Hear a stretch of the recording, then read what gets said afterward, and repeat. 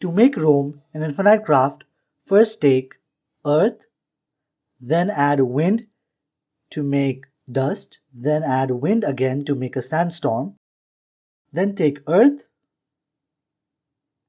and add dust over earth to make a planet, add the planet over the sandstorm to make Mars, take earth, add earth over Mars to create life, add dust over life to make a human, add human over human to make a family, add family over family to make a village, add village over village to make a town, and then add a town to make a city.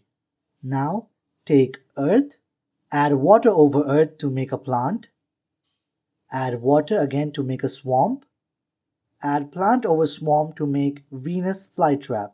Now take a plant, add plant over plant to make a tree, add the tree over the Venus flytrap to make a carnivore, add the city over the carnivore to make Rome. And that's how you make Rome in Infinite Craft.